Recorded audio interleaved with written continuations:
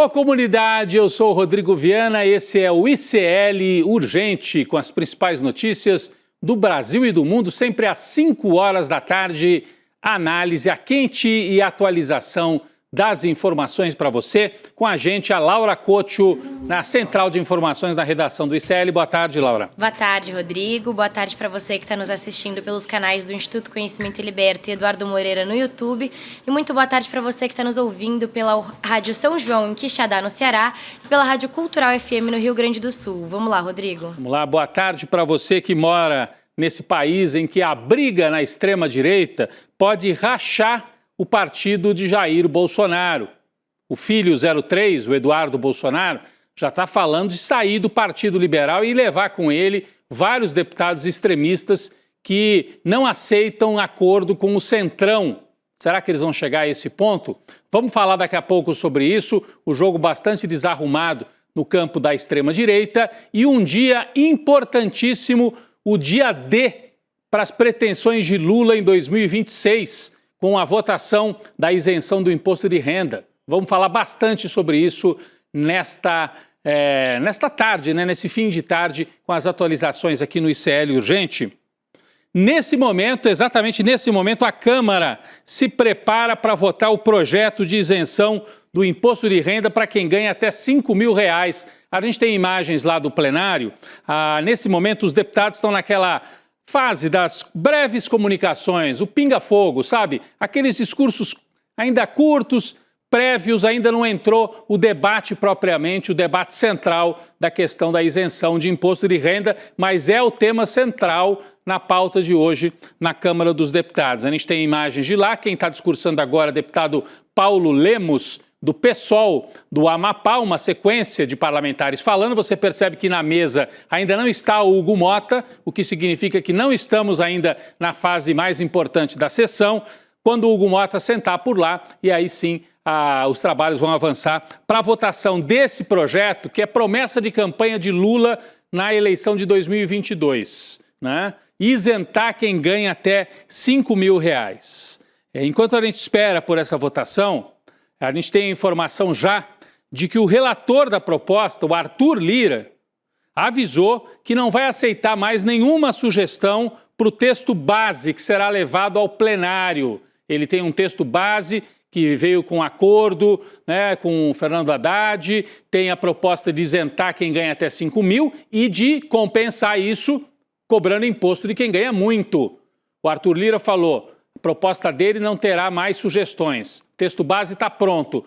Agora, se alguém quiser mudar alguma coisa, é direto no plenário. Explica melhor para a gente, Laura, nesse dia tão importante para o governo Lula, já que esse tema pode dar um empurrão aí para o Lula para a reeleição em 2026. Rodrigo, o Arthur Lira tem repetido em conversas privadas que não vai incluir nenhuma dessas sugestões dos deputados no projeto dele. A decisão acaba com espaços para acordos e empurra a batalha para o plenário. Ou seja, quem quiser alterar o conteúdo vai ter que apresentar destaque, buscar votos abertos e assumir politicamente e publicamente a autoria das mudanças. Ou seja, quem quiser que coloque a própria mão no fogo, né, Rodrigo? A proposta ela foi enviada pelo governo em março desse ano e estabelece que a isenção do imposto de renda vai ser compensada taxando mais quem ganha acima de R$600.000 por ano. Mas essa ideia vem enfrentando resistência no Congresso Nacional. E segundo o Ministério da Fazenda, a medida vai atingir 0,13% dos contribuintes que hoje pagam em média só 2,54% do imposto de renda. Rodrigo, ou seja, falta decidir então quem é que vai pagar a conta, que deve custar quase R$26 bilhões por ano. É isso. Então, que vai aprovar a isenção, vai. A questão é como é que essa conta vai ser compensada. O Centrão, a turma do Arthur Lira, do Ciro Nogueira, do Rueda, tentando proteger os super ricos, que são os parceiros deles na Faria Lima, no setor financeiro, para que esse povo não pague tanto imposto. Vão tentar buscar outras compensações e não só a compensação justa, que seria os ricos pagarem um pouco mais de imposto. Nem é tanto assim, hein, gente? Países como França, como Estados Unidos, outros países europeus, paga-se muito mais imposto. Aqui no Brasil, os super ricos vivem numa festa, pagam pouquíssimo. Quem paga é o trabalhador e a classe média. E agora, a proposta de que trabalhador até R$5.000 não pague imposto de renda e de 5 a 7.500 pague menos também. É uma proposta de justiça tributária no Brasil, vai ser uma certa guerra no plenário para fazer essa compensação e, como eu disse, o Lula conseguindo aprovar isso, estabilizando os preços dos alimentos, né, reorganizando a base, ele se prepara para a campanha de reeleição em 2026. Nós vamos seguir acompanhando tudo aqui no ICL desse tema tão importante para os brasileiros e as brasileiras. Bem, pessoal, mais um plano infalível do Eduardo Bolsonaro. Dessa vez, sobre a saída dele do Partido Liberal. Ele fez circular esta informação por aí. Como se sabe, o filho 03 já disse várias vezes que quer ser o candidato a presidente para representar o sobrenome, o clã Bolsonaro, se isso for da vontade do pai. Mas ele não está com essa bola toda para se lançar pelo PL, não. O PL está mais propenso, o partido, né? Está mais propenso a fazer um acordo com os partidos do Centrão, com o Tarcísio, etc.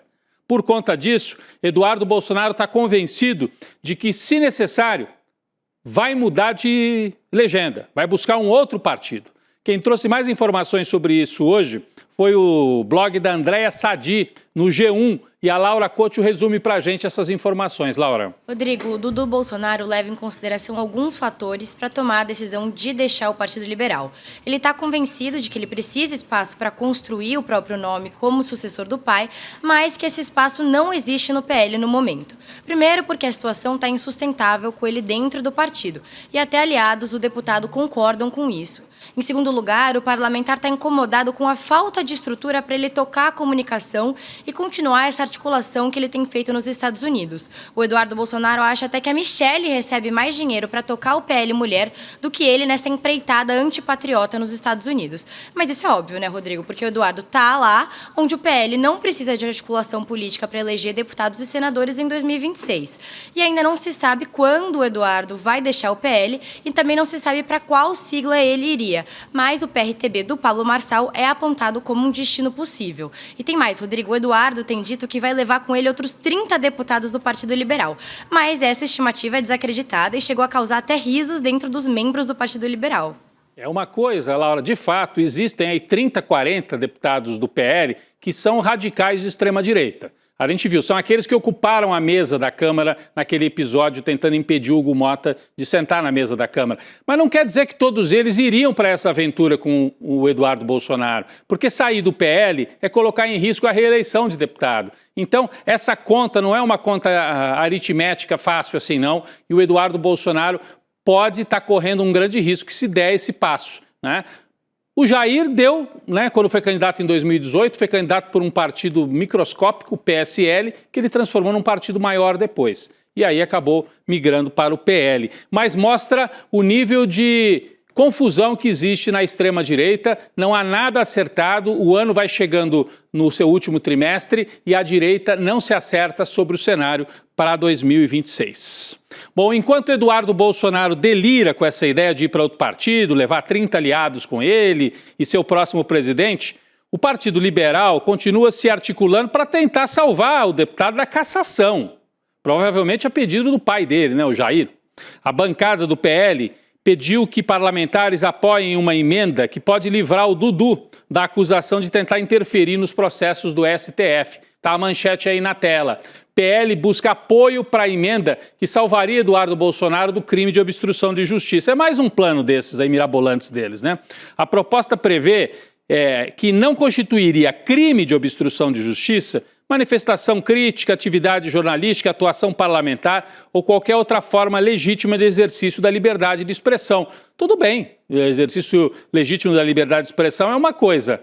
Ir para os Estados Unidos e conspirar contra o Brasil é outra. E aí tem obstrução de justiça. Eles acham que aprovando esta emenda num projeto que está lá no Congresso vão salvar o Dudu Bolsonaro? Eu acho que é mais um projeto mirabolante que não vai avançar. Até agora foram coletadas 88 assinaturas para tentar encaminhar essa ideia. São necessárias pelo menos 103, mas é um caminho aí, mais um caminho tortuoso na vida do Eduardo Bolsonaro. Bom, falando na pressão que vem dos Estados Unidos contra o Brasil, o governo Lula não vai deixar os Estados Unidos fazer o que quiserem por aqui, não. Está em estudo um projeto de lei, que proíbe as empresas brasileiras de cumprirem embargos que violem a soberania nacional. Vamos tentar explicar isso, está até na manchete aqui do Globo. STF e governo Lula articulam uma lei anti-Magnitsky para evitar novas sanções dos Estados Unidos. Você lembra, né?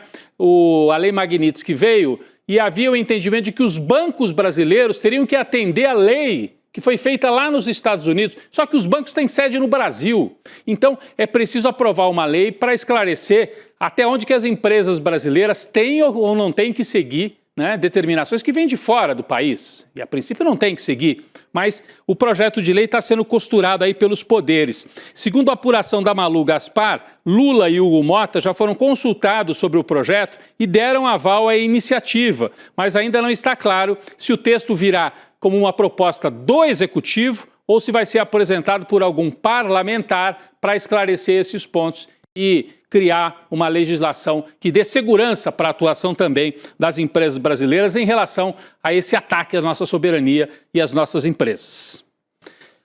Noticiário internacional. O shutdown nos Estados Unidos. Você sabe o que é isso? O governo dos Estados Unidos está paralisado. A medida shutdown, né, que é o nome que eles dão, é um mecanismo acionado quando o Congresso lá dos Estados Unidos não consegue aprovar projeto orçamentário para financiamento federal. Então não aprovam o orçamento, não tem os recursos, as agências públicas começam a se paralisar. Vários serviços públicos nos Estados Unidos já começaram a parar nos últimos dias. Vale lembrar que todo ano, por volta do mês de outubro, essa possibilidade surge. Dessa vez, realmente aconteceu mais um sinal da decadência no império nos Estados Unidos. Laura Couto tem mais detalhes sobre isso. Rodrigo, setores como educação, saúde e até a NASA foram afetados por esse shutdown. Eles já vivem com o pescoço na corda bamba, né? Eles já vivem aí sempre ameaçados pelo Trump. Desde o começo do mandato, o Trump mira enfraquecer o orçamento desses departamentos. E parece que até o próprio presidente dos Estados Unidos não ficou muito feliz com a notícia. Na terça, o Trump ameaçou demitir muitos democratas caso essa paralisação acontecesse. E só para trazer alguns números para exemplificar aqui desse desastre nos Estados Unidos. A educação agora opera, nesse momento, com 87% dos funcionários em licença remunerada. Na saúde, esse número representa cerca de 40%. E na NASA, 83%, que inclusive a NASA fechou com o shutdown, Rodrigo. É isso, olha, a última paralisação, curiosamente, né? E acho que não é coincidência.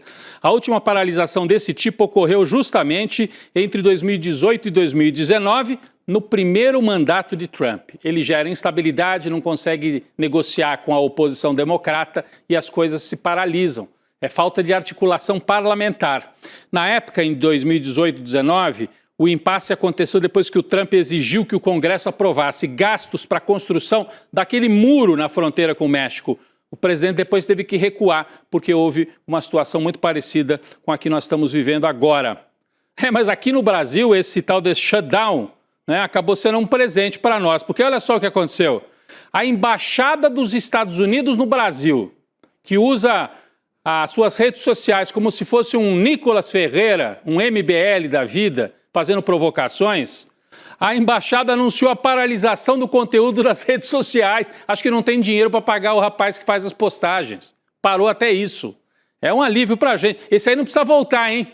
Manda cancelar de uma vez, porque é de um mau gosto tremendo. Mas não deixa de ser irônico que o país que é um império, que ameaça todo mundo e usa suas redes para fazer ameaças aqui dentro do Brasil, parou o serviço de rede social da embaixada, porque o Trump não conseguiu aprovar o orçamento e está tudo paralisado. Os perfis estão inativos até a retomada total das operações. Mandou avisar a embaixada dos Estados Unidos. Decadência, hein? Decadência.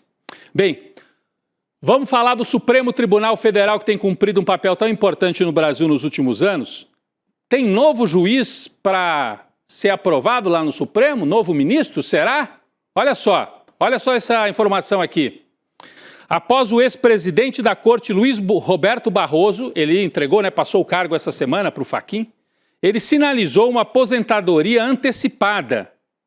Então os ministros do STF já começam a ficar de olho nas movimentações do Lula, que teria o poder de indicar mais um nome para o Supremo Tribunal Federal. Presta atenção nisso, o Barroso não teria idade para aposentar, mas está avaliando, sabe como é, muita pressão, Estados Unidos e tal, está avaliando a possibilidade de pedir aposentadoria e abrir uma vaga. Laura, tem mais detalhes sobre isso? Rodrigo, essa indicação pode estar mais perto do que nunca. Na cerimônia de posse do Edson Fachin, que aconteceu essa semana, o Barroso afirmou que ainda avalia a permanência dele na corte e que pretende fazer uma reflexão profunda sobre o futuro. Esse gesto foi visto como se o Barroso já tivesse com o pé na porta. E assim todos os olhos, claro, vão para o Lula, que tem esse poder de fazer uma indicação. Nos bastidores, 4 nomes despontam como os favoritos. São eles Jorge Messias, que é o advogado-geral da União e considerado um homem de confiança do Lula, o Rodrigo Pacheco, que é o ex-presidente do Senado e aliado próximo de ministros como Alexandre de Moraes e Gilmar Mendes. O terceiro é o Bruno Dantas, que é o ministro do Tribunal de Contas da União e também é próximo do Planalto. E, por fim, o Vinícius Carvalho, que é o ministro da Controladoria Geral da União. Então são 4 nomes, né, Laura, cotados, se o Barroso vier a sair. Mas está dando todos os sinais de que vai sair. Pode não sair assim rapidinho, mas deve fazer uma transição mais rápida do que se esperava. E não é só o Barroso, hein, gente? Presta atenção. O Lula já indicou 2 ministros nesse mandato aqui, Flávio Dino e Zanin. Se o Barroso sair, o Lula indicaria um terceiro, né? Um terceiro ministro. E se o Lula for reeleito, em 2027, 28, 29, ele tem mais 3 vagas para indicar, porque olha só, os próximos a se aposentarem, Luiz Fux em 28, Carmen Lúcia em 29 e Gilmar Mendes em 2030. Então o Lula, além desses 2 que já indicou, substituto do Barroso, indicaria mais 3, 6 no total. Olha só, isso é muito importante para a composição de um Supremo Tribunal Federal que siga na defesa da democracia e não permita que a extrema-direita avance aqui no Brasil. Falando na justiça e nos bolsonaristas, tem outro bolsonarista enrolado lá na Itália, hein? A polícia italiana pegou mais um. Agora foi o Eduardo Tagliaferro.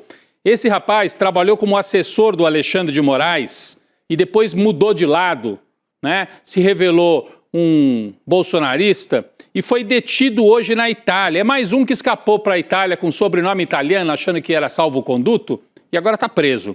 O anúncio veio por meio do advogado do Tagliaferro, o Eduardo Kuntz, que afirmou que o seu cliente é alvo de medidas restritivas no país europeu.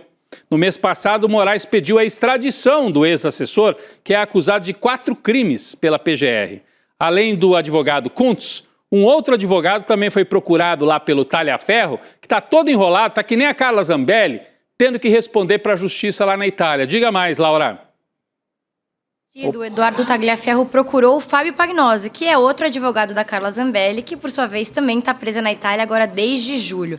E aí, em contato com a coluna do Paulo Capelli do Metrópolis, o advogado Pagnosi disse que a detenção do Tagliaferro foi para prestar esclarecimentos sobre um processo no Brasil. O ex-assessor do Moraes, ele está na Itália desde abril, quando ele foi indiciado pela Polícia Federal no inquérito que investiga o vazamento de conversas e mensagens entre assessores do Moraes no Tribunal Superior Eleitoral e no Supremo Tribunal Federal. Então, resumindo, Rodrigo, a Itália está se tornando um paraíso dos criminosos, né?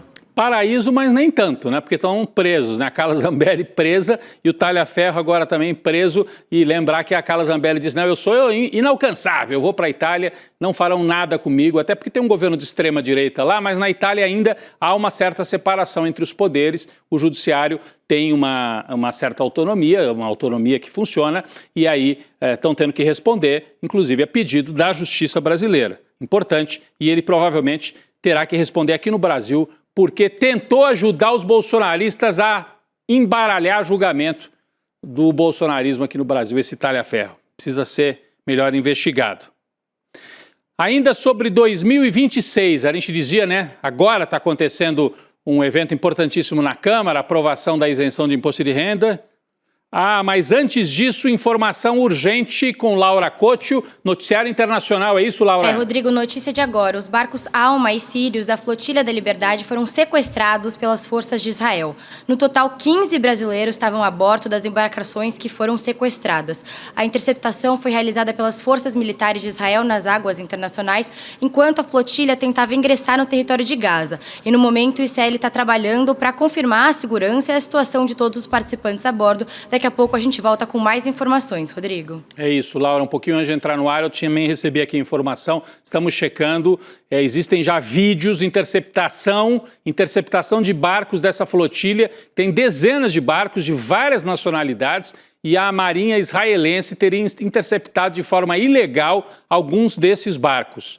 Vamos torcer para que não tenha havido vítimas e vamos seguir acompanhando. A qualquer momento voltamos com a atualização. Flotilha da Liberdade, flotilha que leva ajuda a Gaza, interceptada, atacada pelo Estado fora da lei de Israel. Sobre as eleições de 2026, retomando então o tema, o presidente Lula avalia a possibilidade de fazer uma reforma ministerial ainda este ano, com o objetivo de reorganizar o governo para as eleições do ano que vem. Em conversa com aliados, Lula admitiu a intenção de substituir ministros que pretendam concorrer nas eleições de 26, antes mesmo do prazo final de desincompatibilização que acontece em abril. A Laura tem mais informações. Já temos alguns desses nomes, né, Laura? Rodrigo, de acordo com esses aliados, a reforma ministerial pode acontecer em etapas e começar ainda em outubro, nesse mês que começou hoje. A mudança é impulsionada pela possível entrada do Guilherme Boulos na Secretaria-Geral da Presidência e também pelo ultimato da Federação União Brasil e PP, que deu aos aliados com cargos no Executivo. Mas a ideia do presidente realmente está enfrentando resistência dos ministros que vão se lançar na disputa eleitoral, como Paulo Teixeira, do Desenvolvimento Agrário, e o Luiz Marinho, do Trabalho. Isso porque eles preferem permanecer nos cargos até a data limite, na expectativa de que o trabalho na esplanada vai servir de vitrine eleitoral. Mesmo assim, o Lula e os aliados avaliam que uma reforma ministerial agora pode servir de oportunidade para ampliar alianças regionais do governo com partidos como o PSD, o PDT ou o PSB, Rodrigo. É isso. E o primeiro nome desta reforma deve ser o Boulos. A gente vem noticiando desde a semana passada. O Lula faria o anúncio oficial quando voltou de Nova York. Está demorando, hein? Acho que está fazendo ajustes internos ali para ainda ver como é que realoca, né? Porque o Boulos iria para a Secretaria-Geral da Presidência e o petista Márcio Macedo sairia do governo. Precisa ver para onde que ele vai. É o que a gente segue acompanhando e deve ter novidades ao longo dos próximos dias. Pessoal, o caso de bebidas batizadas, vamos falar do caso de bebidas batizadas com metanol, que continua preocupando autoridades brasileiras. A situação se espalhou, hein? Agora em outros estados foram notificados pelo menos 3 casos em Pernambuco de intoxicação por metanol. Tá aí na manchete, ó. Pernambuco investiga 3 casos, né? Suspeitas foram registradas nos municípios de Lagedo e João Alfredo, localizados na região do Agreste. Segundo a Secretaria Estadual de Saúde, 2 pacientes morreram e 1 perdeu a visão. Que tragédia, gente. Em São Paulo, mais uma pessoa morreu, totalizando 6 vítimas com intoxicação. Laura, a gente a qualquer momento pode ter mais informações aí por parte do governo, mas eu vou já para um próximo assunto aqui, Laura, eu vou para um próximo assunto. A investida contra as bets, as empresas de apostas, Hoje o governo Lula publicou uma instrução normativa. É importante isso aqui, hein, gente? Importantíssimo isso aqui. O governo Lula publicou uma instrução normativa que restringe o uso do Bolsa Família e do BPC, que é o benefício de prestação continuada, em sites de aposta esportiva.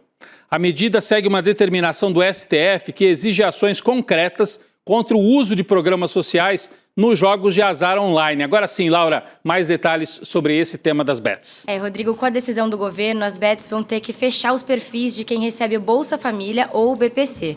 Então, com um prazo fixo aí de 45 dias, os sites de apostas vão ter que consultar os CPFs cadastrados nos sistemas e fazer um pente fino, excluindo os apostadores que são contemplados por esses benefícios sociais do governo. Agora, o impacto dessa medida é bastante significativo, Rodrigo. Segundo dados do Ministério do Desenvolvimento Social, cerca de 3,75 milhões de pessoas são atendidas pelo BPC, enquanto mais de 19 milhões de famílias recebem o programa Bolsa Família. E as 2 medidas contemplam pessoas com renda per capita mensal de R$ 218, o que reforça o compromisso do governo de acabar com essa farra das bets contra os mais vulneráveis, né, Rodrigo? É isso. Então, se a pessoa recebe os seus recursos por BPC, por Bolsa Família, isso é fácil de você vincular pelo CPF. Aquele CPF não pode participar de aposta online. Está proibido. Ah, mas porque é gente que está sendo explorada pela jogatina, gente que precisa desse dinheiro para comer.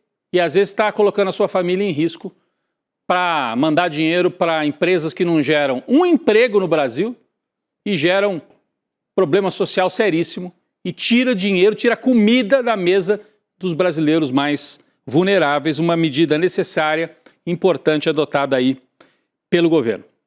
Pessoal, vamos falar de noticiário internacional. O país vizinho aqui está vivendo um momento decisivo também, hein? A Argentina. Olha só esta notícia. O principal líder parlamentar do governo Javier Milei, chamado José Luis Espert, que é esse que aparece aqui nessa fotografia, é acusado de ter recebido dinheiro de um empresário argentino investigado por narcotráfico e fraude. Um empresário argentino chamado Fred Machado. Mas esse aqui, ó, José Luis Espert. Ele é um personagem central no governo do Javier Milei. É mais uma crise gravíssima. O Milei já tem denúncia contra a irmã e agora o principal líder parlamentar dele. Por que ele é tão importante? Entre outras coisas, ele é o presidente da Comissão de Orçamento, de Pressupuesto, de Orçamento, lá na Argentina. E ele é mileísta, é do partido La Liberdad Avanza, né? É um extremista, faz aqueles discursos desmiolados, aqueles discursos agressivos, inclusive a favor de violência policial e tudo. E agora está sendo acusado, para surpresa de ninguém, de envolvimento com o empresário do narcotráfico. Espert, esse cara aqui que aparece nas imagens, também é o cabeça de chapa na lista do Milei, que vai disputar as eleições parlamentares nacionais agora em outubro. Tá uma guerra, até a gente botou a manchete, se puder botar a manchete de novo aqui do jornal Clarín, que é um jornal conservador até lá da Argentina, é aquele, isso aqui ó, a campanha libertária em crise pelas denúncias que vinculam Espert com um narco. A pressão de Buric, que é uma ministra do Milei, porque ela quer uma outra candidata. Ela está dizendo, não dá para a chapa do Milei ser presidida por um sujeito que está sendo apontado como narcotraficante. Olha a situação da Argentina, que já foi apontada como um exemplo de gestão pelos liberais brasileiros. E é nesse clima que o Milei vai para a eleição agora em outubro. Estou trazendo essa informação porque torna-se ainda mais importante o que a gente vai ter aqui no ICL. Depois de ir para Cuba para desmontar aí todas aquelas teorias conspiratórias sobre Cuba, Eduardo Moreira, né, fez as malas e foi para a Argentina. E a gente vai poder assistir aqui no ICL o documentário Vai para a Argentina, carajo, em que o Eduardo Moreira conversa com muita gente nas ruas, entrevista especialistas e traz o que está acontecendo na Argentina, o que é esse governo Milei. Você vai poder assistir na próxima quinta-feira esse governo, que tem esse sujeito aí, esse tal de Espert, como líder.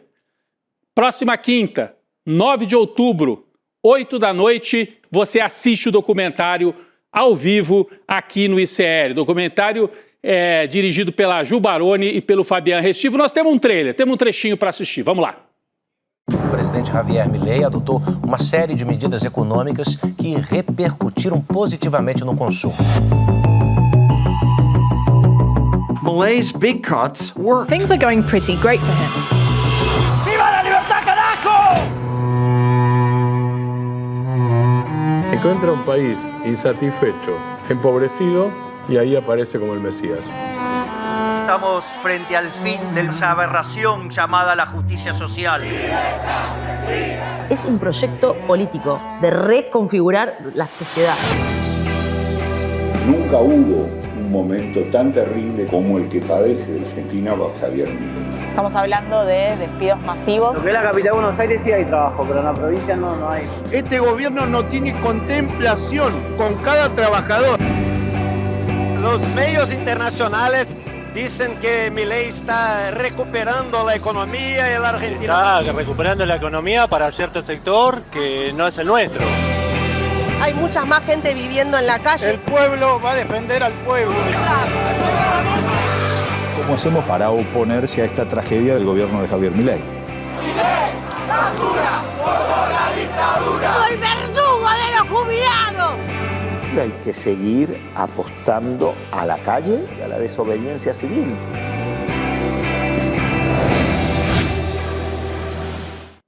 Tá, então, só um trechinho para você ter o gostinho. Como é que você acompanha? Digita iclurgente.com.br iclurgente.com.br, coloca o seu e-mail, a nossa equipe te avisa, lembrando, quinta-feira, 9 de outubro, você assiste o documentário aqui no ICL.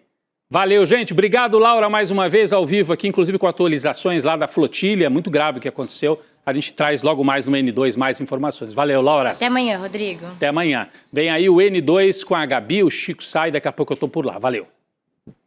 Se eu fosse brasileiro e tivesse mais de 60 anos, eu ficaria muito preocupado com o que está acontecendo na Argentina.